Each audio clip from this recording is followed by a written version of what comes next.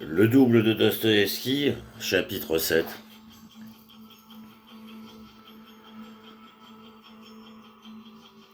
C'est dans l'escalier qu'il reprit un peu conscience au moment d'entrer chez lui.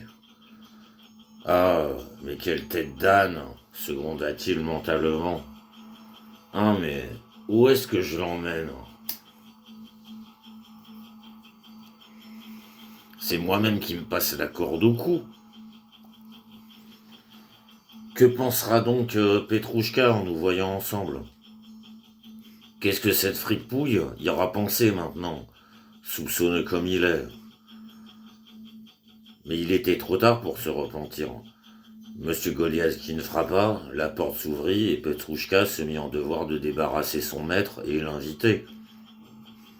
Monsieur Goliathkin lança un regard juste comme ça, un coup d'œil vers Petrouchka, essayant de lire dans sa figure et de deviner ses pensées.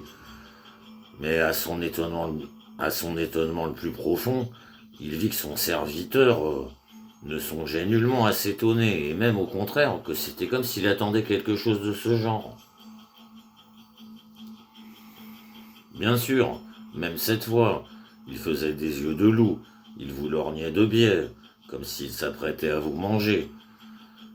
Il n'aurait pas été ensorcelé tous aujourd'hui, se demandait notre héros, un démon qui leur est tombé dessus. C'est clair, il a absolument dû leur arriver quelque chose à tous aujourd'hui. Que le diable m'emporte, mais quelle torture! Et donc, pensant toujours, réfléchissant ainsi, Monsieur Goliathkin introduisit son hôte dans sa chambre et pria humblement de s'asseoir. L'hôte, visiblement, était dans le plus grand des troubles. Il était pris de timidité. Il suivait humblement le moindre geste de son propriétaire, captait ses regards et, d'après eux, semblait-il, essayer de lire ses pensées. Quelque chose d'humilié, d'écrasé, d'apeuré se lisait dans ses gestes. Si bien que, si l'on me permet cette comparaison, il ressemblait un peu à cette minute à un homme qui, n'ayant pas d'habit à lui, a emprunté ceux de quelqu'un d'autre. Les manches remontent, la taille arrive presque à la nuque, et lui, soit il ne cesse de tirer sur son petit gilet misérable, soit il essaie de tout prendre de biais et il s'esquive.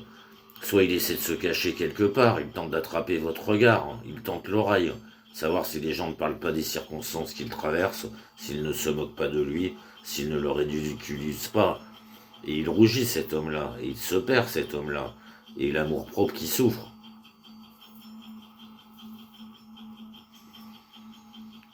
Monsieur Goliathkin posa son chapeau sur le rebord de la fenêtre, suite à un mouvement hâtif. Monsieur Goliathkin posa son chapeau sur le rebord de la fenêtre, pardon. Suite à un mouvement hâtif, le chapeau dégringola par terre.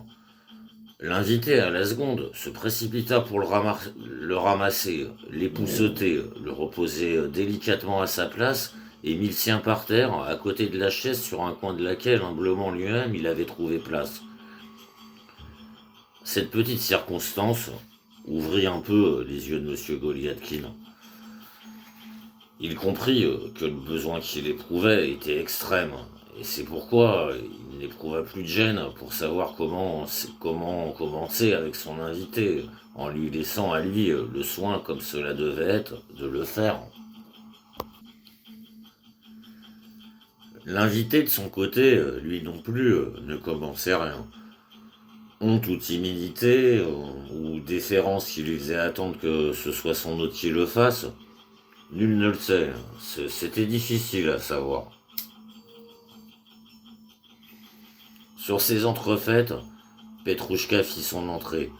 Il fixa des yeux le côté le plus opposé à celui où se trouvait son maître et l'invité.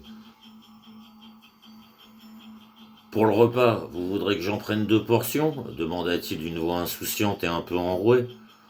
Je ne sais pas. Vous, oui. Prends-en, vieux. 2 portions. Petrouchka repartit. Monsieur Goliathkin lança un regard en direction de son invité. L'invité avait rougi jusqu'aux oreilles. Monsieur Goliathkin était un brave homme, et c'est pourquoi, vu la beauté de son âme, il se bâtit aussitôt une théorie.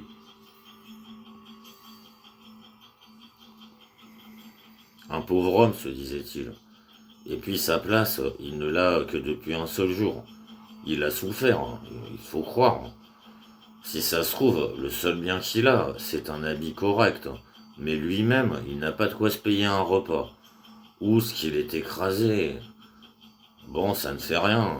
En partie même, c'est mieux. Veuillez me pardonner si je, commença monsieur Golatkin, du reste, puis-je savoir votre nom? Yakov Petrovitch, chuchota presque son invité, comme s'il avait honte et rougissait, comme s'il demandait pardon du fait que lui aussi il s'appelait Yakov Petrovitch. Yakov Petrovitch, répéta notre héros, incapable de dissimuler son trouble. Oui, exactement, n'est-ce pas? Un homonyme à vous, répondit l'humble invité de monsieur Goliathkin, en essayant de sourire et de dire quelque chose de plaisant. Mais tout de suite, il se recula sur sa chaise, prenant un air des plus sérieux, quoique du reste encore un peu troublé, remarquant que son hôte à ce moment-là ne pensait pas trop à plaisanter. Vous, permettez-moi de vous demander, que me vaut l'honneur? Connaissant votre générosité et vos vertus, l'interrompit très vite l'invité, avec la même humilité, en se soulevant un peu de sa chaise, j'ai pris sur moi de m'adresser à vous et de demander votre amitié et votre protection, conclut son invité, qui avait visiblement du mal à trouver ses phrases et choisissait des mots aussi peu flatteurs et humiliants que possible pour ne pas compromettre par trop son amour-propre, mais pas non plus trop téméraire, qui aurait eu une teinte d'égalité inconvenante. Dans l'ensemble, on pouvait dire que l'invité de monsieur Goliathkin se conduisait comme un mendiant plein de noblesse, vêtu d'un frac rapiécé, avec un passeport de noblesse dans la poche, qui n'avait pas encore l'expérience adéquate pour tendre la main. Vous me troublez, répondit monsieur Goliathkin, s'examinant lui-même, ses murs et son invité. Comment pourrais-je, c'est-à-dire, je veux dire, de quel point de vue particulier pourrais-je vous servir en quoi que ce soit? J'ai ressenti, Yakov Petrovitch, une attirance vers vous dès le premier regard, et ayez la générosité de me pardonner. J'ai mis en vous mon espérance. J'ai osé mettre en vous mon espérance, Yakov Petrovitch.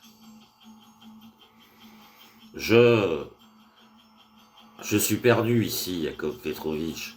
Je suis pauvre. J'ai souffert ô combien, Yakov Petrovitch. Et ici encore à nouveau. Apprenant qui vous étiez, avec les vertus habituelles innées de votre âme si pure, et mon homonyme. Monsieur Goliathkin fit la moue. Mon homonyme est natif, qui plus est des mêmes lieux que moi. J'ai pris la décision de m'adresser à vous et de vous exposer toute la difficulté de ma situation. Fort bien, fort bien. Vraiment, je ne sais que vous dire, répondit monsieur Goliathkin d'une voix troublée. Tenez, mangeons, et ensuite nous pourrons bavarder. L'invité inclina la tête. Le repas fut servi. Petrouchka mit la table, et l'invité, en même temps que son hôte, entreprit de se rassasier. Le repas ne dura pas longtemps. Les deux hommes étaient pressés. L'hôte, parce qu'il n'était pas dans son assiette normale, et qu'en plus il avait un peu honte que le repas soit mauvais, il avait un peu honte aussi, parce qu'il avait envie que l'invité fasse un bon repas, et en partie parce qu'il voulait montrer qu'il ne vivait pas dans la misère. De son côté, l'invité était en proie à un trouble des plus grands, une confusion extrême. Ayant pris du pain une fois, ayant mangé son morceau, il avait peur de tendre la main vers un deuxième. Il avait honte de prendre les morceaux les meilleurs et assurait à tout instant qu'il n'avait pas du tout faim, que le repas était magnifique, et que lui, pour sa part, il était parfaitement content, et que c'était là une chose qu'il ressentirait jusqu'à la tombe. Quand le repas fut achevé, M. Goliathkin alluma une pipe, en proposa une autre, réservée aux visiteurs, à l'invité. Les deux hommes s'installèrent l'un en face de l'autre, et l'invité se mit à raconter ses aventures.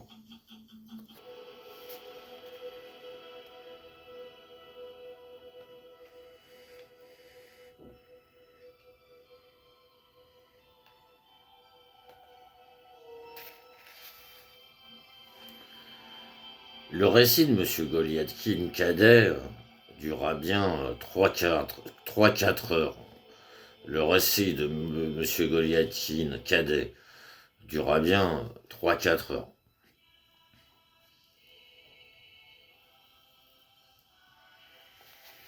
L'histoire de ces aventures était du reste des circonstances les plus creuses, les plus insignifiantes, si l'on peut s'exprimer ainsi. Il s'agissait de son service dans une administration judiciaire de province, de procureur et de président, de telles ou telles intrigues administratives, de l'âme dépravée de l'un de ses ronds de cuir du réviseur, d'un changement inopiné de direction, de la façon dont M. Goliathkin II avait souffert en dépit d'une innocence totale, de sa vieille tante, Pelagaya Semyonovna,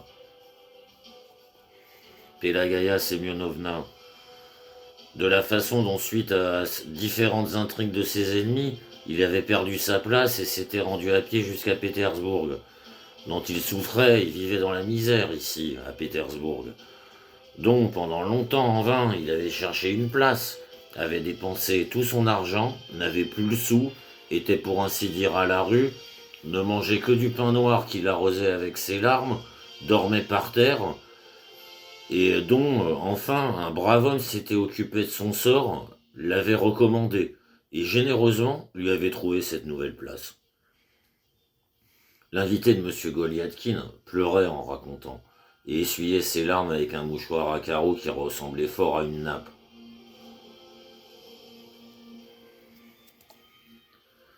Il conclut, en s'ouvrant complètement à M. Goliathkin, et avoua que pour l'instant, non seulement il n'avait nulle part où vivre et s'installer un temps soit peu, mais qu'il n'avait pas de quoi se faire un uniforme un peu présentable. Comme quoi, voilà, conclut-il, même pour les chaussures, il était sec, et cet uniforme-là, c'était quelqu'un qui le lui avait prêté, et pour peu de temps. M. Goliathkin était bouleversé, sincèrement touché. Du reste, et même si cette histoire de son invité n'était qu'une histoire des plus creuses, chaque mot de cette histoire tombait à présent sur son cœur, comme pour ainsi dire une manne céleste. Le fait est que M. Goliathkin oubliait ses derniers doutes, ouvrait son cœur à la liberté et à la joie, et pour finir, mentalement, se traitait lui-même d'imbécile. Tout était tellement naturel, il y avait bien de quoi souffrir, battre un tocsin pareil. Bon, certes, il y avait une circonstance délicate, mais là, non, ce n'était pas un malheur, cela ne pouvait pas souiller un homme, entacher son amour-propre et briser sa carrière quand cet homme-là n'était pas coupable, quand c'était la nature elle-même qui s'en était mêlée. De plus, cet invité demandait protection, cet invité pleurait, l'invité accusait le destin. Il paraissait si simple, si dénué de ruse et de méchanceté, si pauvre, si insignifiant, et semblait-il, il était le premier à avoir honte à présent, quoique peut-être d'un autre point de vue, de cette ressemblance étrange avec le visage de son hôte.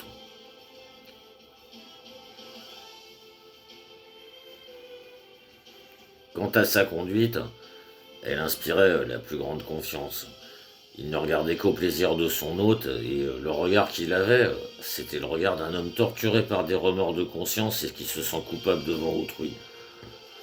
La conversation touchait-elle, par exemple, tel ou tel point discutable, l'invité tombait toujours de l'avis de M. Goliathkin.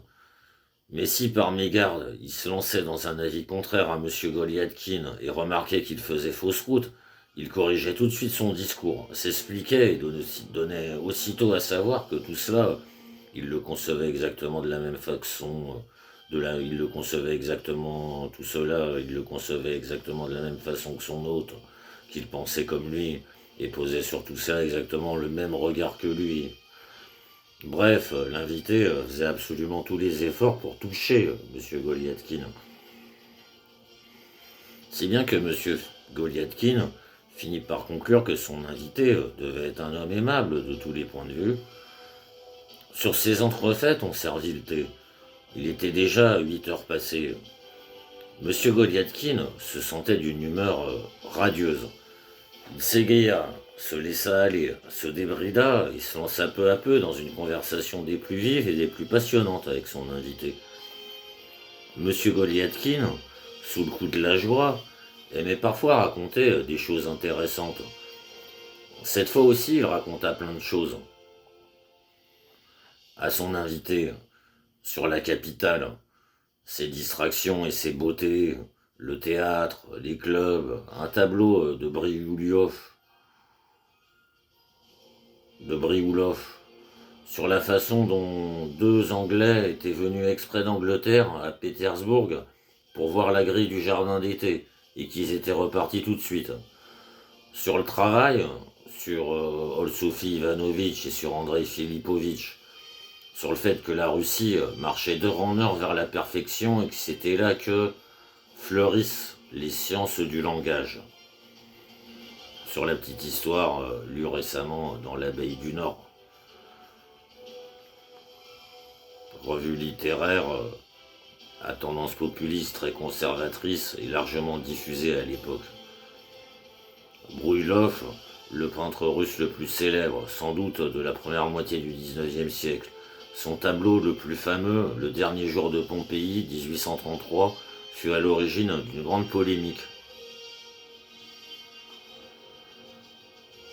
Et comme quoi il y avait en Inde un serpent boa d'une force extraordinaire. Enfin, sur le baron Brambéus, pseudonyme du journaliste Ossip Semkovski, 1800-1858, rédacteur et éditeur d'une revue très populaire, la Bibliothèque pour la lecture, etc., etc. Bref, M. Goliathkin était pleinement content.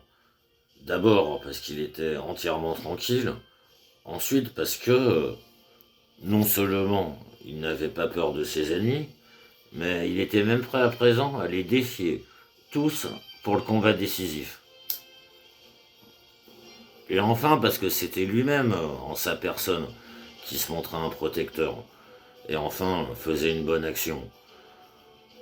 Il reconnaissait du reste dans son âme qu'il n'était pas encore tout à fait heureux en cette minute, qu'il y avait quand même un vermisseau en lui, le petit du reste, et que même à présent, ce vermisseau, il lui rongeait le cœur. Il était torturé, plus qu'on ne peut dire, par le souvenir de la veille, chez Olsofie Ivanovitch. Il aurait donné cher à présent s'il avait pu effacer telle ou telle chose de ce qu'il y avait eu la veille. Du reste, mais ce n'est rien, conclut notre héros, et il décida fermement de se conduire bien dorénavant et de ne plus tomber dans des faux pas pareils. Et de ne plus tomber dans des faux pas pareils. Comme à présent, M. Goliathkin s'était complètement lancé et qu'il était devenu soudain presque entièrement heureux, il lui vint même en tête de profiter un peu de la vie. Du rhum fut servi par Petrouchka, et l'on en fit du punch. L'hôte et son invité vidèrent jusqu'à 2 verres. L'invité s'avéra encore plus aimable qu'auparavant, et de son côté, il montrera plus d'une preuve de sa sincérité et de son caractère heureux. Il entrait pleinement dans les plaisirs de M. Goliathkin, semblait-il. n'avait pour joie que sa seule joie à lui, et le regardait comme son bienfaiteur unique et véritable. Prenant une plume et une feuille de papier, il demanda à M. Goliathkin de ne pas regarder ce qu'il s'apprêtait à écrire. Et ensuite, après avoir fini, il montra lui-même à l'hôte ce qu'il venait d'écrire. Il s'avéra que c'était un quatrain. Il s'avéra que c'était un quatrain écrit assez sensiblement, du reste avec un style et une écriture splendides. Et c'était visiblement une œuvre personnelle de l'aimable invité. Les vers étaient les suivants. S'il se peut que tu m'oublies, moi je ne t'oublierai pas. Tout arrive dans la vie. Toi non plus. Ne m'oublie pas. Ce fut les larmes aux yeux que M. Goliathkin étreignit son invité. Et finissant par s'émotionner tout à fait, il confia à son invité quelques-uns de ses secrets les plus intimes. Ce que faisant, il insista beaucoup sur Andrei Filipovitch et Clara Olsoufievna. Bon, mais on sera ensemble, toi et moi, Yakov Petrovitch, disait notre héros à son invité.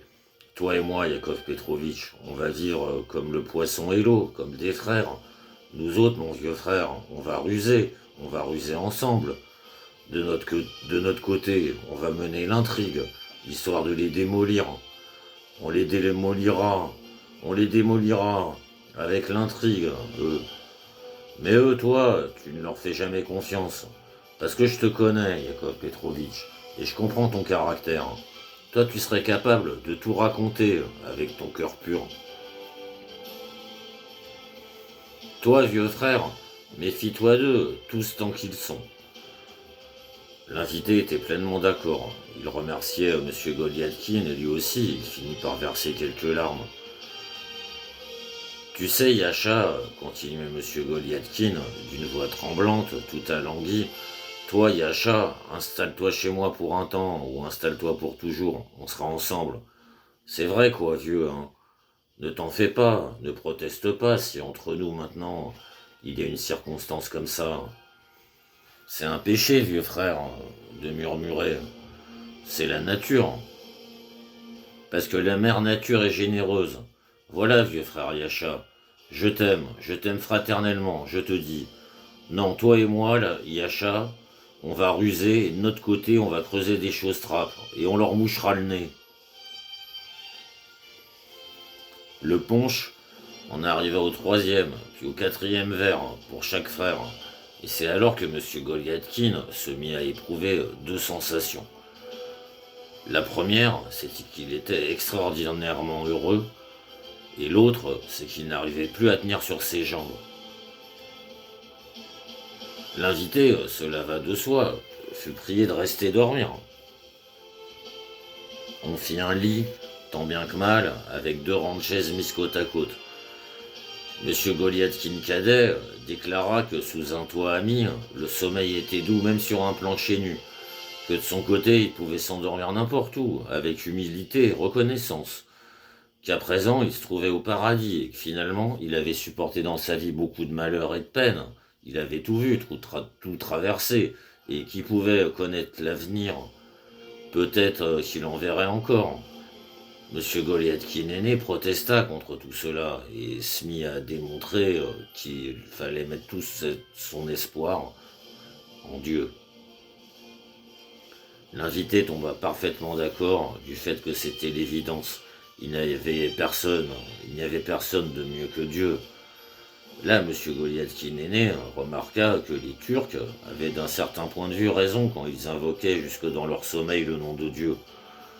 Ensuite, montrant un désaccord du reste avec certains savants sur certaines calomnies portées contre le prophète des Turcs Mahomet, et en le reconnaissant dans un certain sens comme un grand politique, M. Goliathkin passa une description tout à fait intéressante d'une boutique de barbier algérois qu'il avait lue récemment dans un livre, section mélange. L'hôte et son invité rirent beaucoup de la simplicité des Turcs. Du reste, ils ne pouvaient ne pas s'étonner devant leur fanatisme excité par l'opium. L'invité entreprit de se déshabiller, tandis que M. Goliathkin se retirait derrière la cloison, parti par bonté d'âme, comme quoi, voilà, n'est-ce pas, il n'avait pas même une chemise convenable. Et pour ne pas faire honte à un homme qui avait déjà assez souffert, et parti aussi pour s'assurer autant que possible de Petrouchka, le mettre à l'épreuve, l'égayer si possible, le choyer un peu, pour que cette fois tout le monde soit heureux et que personne n'ait une dent contre les autres. Il faut remarquer que Petrouchka continuait toujours de troubler un peu M. Goliathkin. Toi, Piotr, tu peux te coucher maintenant, dit timidement M. Goliathkin, entrant dans le cagibi de son serviteur. Toi maintenant, va te coucher, et demain à 8 heures, tu me réveilles. Tu comprends, Petrouchka? M. Goliathkin disait cela d'une voix incroyablement douce et tendre, mais Petrouchka se taisait. À ce moment, il s'activait autour de son lit, si bien qu'il ne se retourna même pas vers son maître, ce qu'il aurait dû faire du reste, déjà par simple respect. Piotr, tu m'as bien entendu, reprenait M. Goliathkin. Maintenant là, tu peux aller te coucher, et demain, Petrouchka, réveille-moi à 8 heures, tu comprends? Mais oui, je me souviens, enfin quoi, grogna Petrouchka dans sa barbe. Bon, voilà, Petroucha. Je dis ça juste comme ça, pour que toi aussi, tu sois tranquille et heureux. Nous sommes tous heureux maintenant. Alors toi aussi, sois tranquille et heureux. Et maintenant, je te souhaite une bonne nuit. Dors bien, Petrouchka, dors bien. Nous tous, nous devons travailler. Non, vieux frère, tu sais, ne va pas penser je ne sais quoi. Monsieur Goliathkin commença et s'arrêta. Ça ne fera pas trop, se dit-il, je n'ai pas exagéré.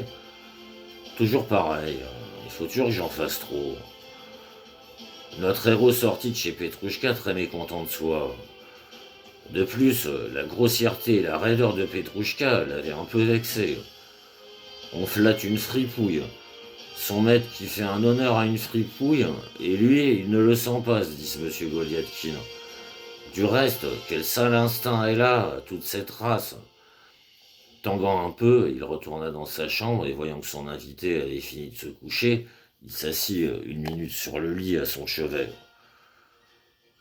N'empêche, avoue Yasha, commença-t-il en chuchotant et en dodelinant de la tête, c'est toi, crapule, non, qui est coupable devant moi. C'est toi mon homonyme, quoi, poursuivait-il, jouant d'un ton assez familier avec son invité.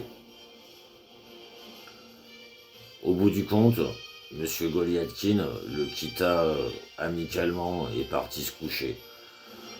L'invité, entre-temps, s'était mis à ronfler. M. Goliathkin, à son tour, entreprit de se coucher, et pendant ce temps, en rigolant, il se chuchotait mais t'es sous aujourd'hui, mon pigeon, Yakov Petrovitch, espèce de canaille, espèce de Goliathkin le bien nommé. Hein? Qu'est-ce qui te rend heureux? Demain tu vas pleurer, espèce de pleurnicheur. Qu'est-ce que je peux faire avec toi? Là, une sensation assez étrange se répandit dans tout l'être de M. Goliathkin. Quelque chose qui ressemblait à un doute ou à du remords. Je me suis lâché la bride, se disait-il, et maintenant, tout ce bruit dans la tête, et je suis sous. Et je n'ai pas su me retenir. Espèce d'imbécile. Ces tonnes de bêtises que je suis allé raconter, et je voulais encore ruser, canaille. Bien sûr, le pardon et l'oubli des offenses, c'est la première des vertus. Mais quand même, c'est moche. Voilà. Là, M. Goliathkin se redressa, prit une bougie, et sur la pointe des pieds, il alla regarder son invité endormi. Il demeura longtemps à le regarder, plongé dans une songerie profonde. Un tableau déplaisant, un pamphlet, un pur pamphlet, et voilà tout. M. Goliathkin finit par se coucher pour de bon. Dans sa tête, ça grondait, ça craquait, ça sonnait. Il sombra dans l'oubli, mais un oubli. Il essaya de penser à quelque chose, de se souvenir de quelque chose de très intéressant, de résoudre une chose tout à fait importante, une affaire des plus graves. Mais il ne pouvait pas. Le songe s'abattit sur sa tête malheureuse, et il s'endormit, comme le font généralement les gens qui, soudain sans y être habitués, ont pris 5 verres de punch dans une soirée entre amis.